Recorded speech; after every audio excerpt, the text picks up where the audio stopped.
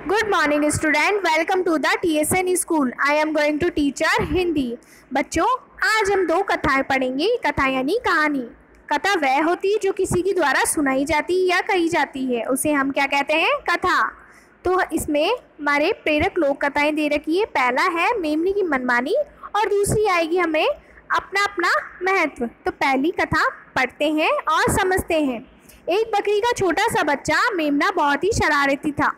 उसकी माँ दिन भर उसके आगे पीछे भागती रहती और उसे शरारत करने के लिए मना करती, लेकिन वह अपनी माँ का कहना नहीं मानता था। देखिए बच्चों, हम बकरी के छोटे बच्चे को क्या बोलते हैं? मेमना। मेमना जो था वो बहुत शरारती था, उसकी माँ का वह कहना नहीं मानता था। एक सुबह मेमना अपनी माँ का दूध पीकर कुछ दूर की सोचने लगा। उसने सोचा कि आज जंगल की सैर की जाए, जबकि उसकी माँ उसे जंगल के भीतर जाने के लिए मना करती थी। अगले दिन सुबह वह दूध पीता पीता सोचने लगा कि क्यों ना आज मैं जंगल में जाऊं और मस्ती करूं, और उसकी माँ जो थी उसे जंगल में जाने के लिए मना करती थी। कुछ देर तो वह अपनी माँ के अगल बगल ही खेलता रहा, फिर माँ से नज़र बचाकर जंगल की तरफ भाग निकला। जब बकरी ने देखा तो उसका मेमना जंगल की तरफ जा रहा था और उसके पीछे से आवाज़ लगाई कि जंगल में मत जाओ, वहाँ खतरनाक जानवर है। देखिए बच्चों, कुछ देर तो वह अपनी माँ के अगल बगल यानी इधर उधर आगे पीछे खेलता रहा, फिर अपनी माँ की से नज़र बचाकर छुप कर से कि वो जंगल की तरफ भाग गया। फिर उसकी माँ ने देखा कि मेमना तो जंगल की तरफ जा रहा है, तो उसकी माँ ने आवाज़ लगाई कि जंगल की तरफ मत जाओ, वहाँ बहुत खतरनाक जानवर है। माँ तुम चिंता मत करो, मैं जंगल के अंदर नहीं जाऊँगा और जल्दी लौट कर आऊँगा। उसने जंगल की तरफ जाते जाते मेमने ने ये बोला अपनी माँ से कि माँ तुम चिंता मत करो, मैं जल्दी वापस आ जाऊँगा। मेमना लापरवाही से जवाब देता हुआ आगे बढ़ गया और दौड़ता हुआ जंगल में पहुंच गया। खूब उछला कूदा और जंगल में फुदकता रहा। जब खेलते खेलते उसे माँ की याद आई तो उसने सोचा कि अब वापस चलना चाहिए, लेकिन जंगल में अंदर तक आ जाने के कारण वह रास्ता भटक गया। देखिए बच्चों, वह जंगल में आ तो गया, अब वह जंगल में बहुत मस्ती करी, उसने बहुत खेला कूदा, वो उछला कूदा, और जब उसे उसकी माँ की याद आई तो उसने सोचा कि चलो अब तो घर चलना चाहिए, लेकिन जंगल में इतना अंदर आ गया था वो कि उसके घर का रास्ता वो भटक गया था। वह काफ़ी देर तक रास्ते की खोज में इधर उधर भटकता रहा, किंतु रास्ता ना मिला। वह रोते रोते सोचने लगा कि काश वह अपनी माँ का कहना मान लेता। तभी वहाँ एक भेड़िया आया और मेमने को देखकर बोला, वाह आज तो बहुत ही मज़ेदार भोजन नसीब हुआ। इसके बाद वह भेड़िया मेमने पर टूट पड़ा और उसे मार डाला। देखिए बच्चों, जब उसे रास्ता नहीं मिला तो वह रोते रोते ये सोचने लगा कि काश वह उसकी बात मान लेता, और उसके बाद उसके पास एक भेड़िया आया और भेड़िया ने उसको मारकर खा लिया। तो बच्चों, हमें बड़ों की बात हमेशा माननी चाहिए। इसके बाद हम दूसरी कथा पे चलते हैं, अपना अपना महत्व। राजा सिंह को अपने मंत्रिमंडल का गठन करना था। जंगल के सभी छोटे बड़े जानवर उस सभा में उपस्थित थे। राजा ने सभी को कुछ न कुछ पद प्रदान किए। चीते को उसकी फुर्ती तथा तेजी के कारण सेनापति बनाया, तो हाथी को महामंत्री। देखिए बच्चों, जंगल का राजा कौन होता है? जंगल का राजा होता है शेर। तो शेर मंत्रिमंडल का गठन करना चाहता था, ठीक है। तो उसने इस जंगल के जो सभी जानवर हैं उनको एक ही जगह बुलाया, एक जगह इकट्ठा किया, और जंगल के वो सभी जानवरों को कुछ ना कुछ वो पद प्रदान करना चाहता था। चीते को उसकी फुर्ती यानी तेज भागने के कारण क्या बनाया? सेनापति। और हाथी को बनाया उसने महामंत्री। इस प्रकार सभी जानवरों को कुछ ना कुछ पद दिए। जब गधे, कछुए और तथा खरगोश की बारी आई तो सभी जानवर उन्हें देखकर हंसने लगे।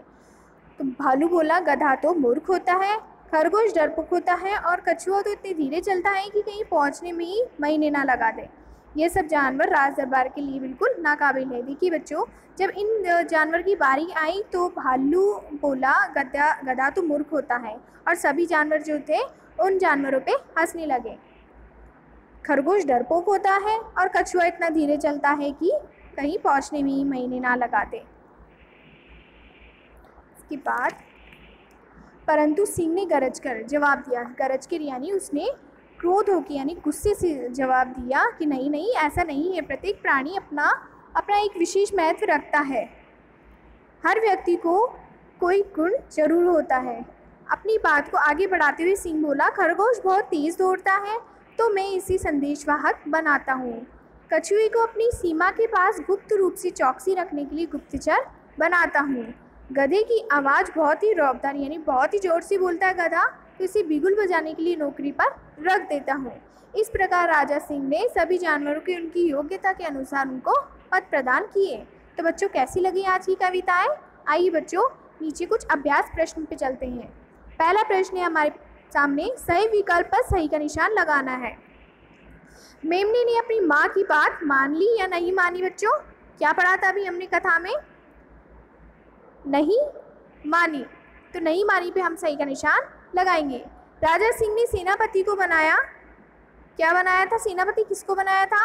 चीते को, तो चीते पे हम सही का निशान लगाएंगे। भालू ने गधे को कहा समझदार या मूर्ख? भालू क्या कह रहा था गधे को? मूर्ख, तो मूर्ख पे हम सही का निशान लगाएंगे। सिंह ने खरगोश को बनाया, क्या बनाया? संदेशवाहक या चौकीदार? तो संदेशवाहक पे हम सही का निशान लगाएंगे। इसके बाद प्रश्न 2 है, किसने कहा? अब बच्चों गधे की आवाज़ बहुत ही रौबदार है, यह किसने कहा था? हमने अभी कहानी में पढ़ा है, ये कहा था सिंह ने, तो इसका उत्तर होगा सिंह। गधा तो मूर्ख होता है, ये किसने कहा था बच्चों? भालू ने।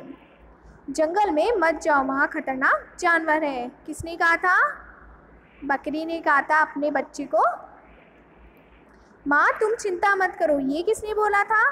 मेमने ने कहा था अपनी माँ को।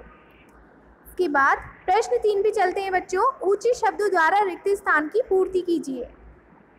पहला, बकरी का छोटा सा मेमना बहुत क्या था बच्चों? शरारती था। माँ उसे जंगल में जाने के लिए मना करती थी। जंगल में खतरनाक कौन रहते हैं? जानवर। राजा सिंह को अपने मंत्रिमंडल का गठन करना था। प्रश्न 4 देखिए बच्चों, निम्नलिखित प्रश्नों के उत्तर लिखिए। माँ की बात ना मानने के कारण मेमने की क्या दशा हुई? अभी हमने कहानी पढ़ा है और समझा है। भेड़िया जो था वो मेमने पर टूट पड़ा और उसे मारकर खा गया। इसके बाद किस जानवर ने अन्य जानवरों की कमियां बताई? भालू ने अन्य जानवरों की कमियां बताई। शेर ने कछुए को क्या पद दिया? शेर ने कछुए को गुप्तचर का पद दिया। अब देखिए बच्चों नीचे भाषा की बात यानी हिंदी व्याकरण के कुछ प्रश्नों पे चलते हैं। पहला आता है विलोम शब्द लिखिए। मूर्ख, मूर्ख का क्या होगा बच्चों? बुद्धिमान। योग्य, योग्य के क्या होगा? अयोग्य।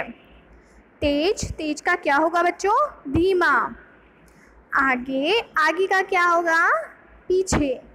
गुप्त, गुप्त का क्या होगा बच्चों? प्रकट। रात, रात का क्या होगा बच्चों? दिन। प्रश्न 2 आता है, कहानी में एक जगह वाक्यांश आया है टूट पड़ना, इसका अर्थ बनाना है हमें। यह एक मुहावरा है, इसे अपने वाक्य में प्रयोग करना है। तो देखिए बच्चों नीचे दे रखा है टूट पड़ना यानी गजब का संकट आ जाना। बेचारे रमेश के ऊपर तो मुसीबतों का आसमान टूट पड़ा। प्रश्न 3, सही शब्द लिखिए। इसमें शब्द हमें कुछ गलत दे रखे हैं और हमें सही करके लिखना है और समझना है। संदेश, तो क्या हो जाएगा बच्चों? संदेश। गुप्त, क्या होगा बच्चों? गुप्त। योग्यता, क्या होगा बच्चों? योग्यता। मूर्ख, क्या होगा? मूर्ख। तो बच्चों आज का चैप्टर और आज के अभ्यास प्रश्न हम यही समाप्त करते हैं। थैंक यू बच्चों।